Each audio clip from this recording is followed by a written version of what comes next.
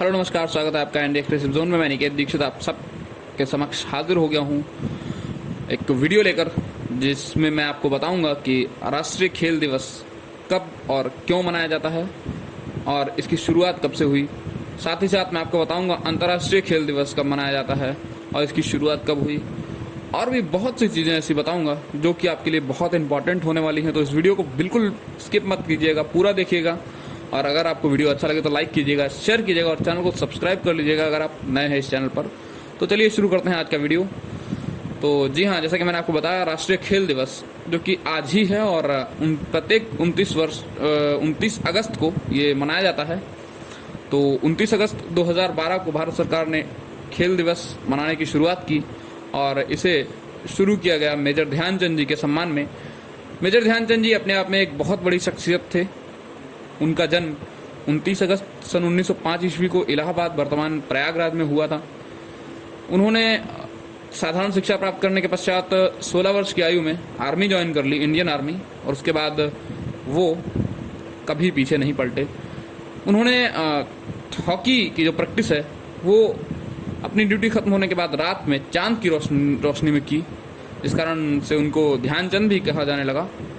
तो उन्होंने भारतीय हॉकी टीम को 3 बार ओलंपिक्स में गोल्ड मेडल दिलाया और ये उन्हीं की बदौलत था कि भारत हॉकी में नित्य नई कामयाबियों को छूता रहता था। 1928 से 1964 ईस्वी तक भारत ने जितने भी 8 ओलंपिक्स में हिस्सा लिया, उसमें से 7 में गोल्ड मेडल जीता भारतीय हॉकी टीम ने। ये कहीं ना कहीं बहुत बड़ी बात है।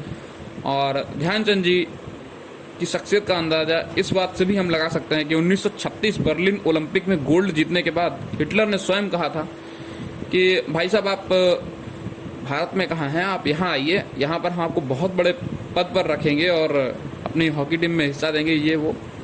पर ध्यानचंद जी ने बिल्कुल सिरे से नकार दिया और कहा, मैं अपने वतन में रहना और अपने वतन की सेवा करना ज़्यादा बेहतर समझता हूँ आपकी इस मखमली ज़िंदगी से। तो मेजर ध्यानचंद जी की शख्सियत का अंदाज़ा हम इस बात से लगा सकते हैं कि वो वतन के लिए कितना मायने रखते थे और उनके लिए वतन कितना मायने रखता था।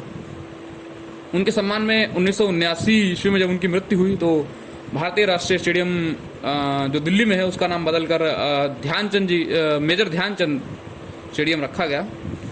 तो कहीं ना कहीं उनके सम्मान में दिन नए कार्य होते रहते हैं। इस बार भी ये हमें देखने को मिला 2021 अगस्त में, जब भारतीय प्रधानमंत्री जी ने उन्हें सम्मान देने के लिए राजीव गांधी खेल रत्न पुरस्कार, जो कि सबसे बड़ा पुरस्कार है भारत में खेलों के संबंध में जहाँ तक बात की जाए, तो उसका नाम बदलकर मेजर ध्यानचंद खेल रत्न पुरस्कार रख दिया। और अगर खेल दिवस की बात करें तो ये प्रत्येक वर्ष 29 अगस्त को सेलिब्रेट किया जाता है। कैसे सेलिब्रेट किया जाता है? राष्ट्रपति भवन में राष्ट्रपति उन खिलाड़ियों को सम्मानित करते हैं जो कि अपने अपने क्षेत्र में सर्वोच्च प्रदर्शन करते हैं और उन्हें विभिन्न अवार्ड से सम्मानित किया जाता है, जैसे अर्जुना अवार्ड हो गया और मेजर ध्यानचंद खेल रत्न पुरस्कार हो गया, और इस तरह के कई अवार्ड, जैसे कोचेस को दिया जाने वाला द्रोणाचार्य अवार्ड। तो ये चीज़ें हैं। और अगर बात की जाए इंटरनेशनल स्पोर्ट्स डे की, तो इंटरनेशनल स्पोर्ट्स डे प्रत्येक वर्ष 6 अप्रैल को मनाया जाता है। कारण 1896 में जब एथेंस ओलंपिक की शुरुआत हुई तो वो 6 अप्रैल को ही हुई थी। इस कारण इसे मनाया जाता है 6 अप्रैल को प्रत्येक वर्ष।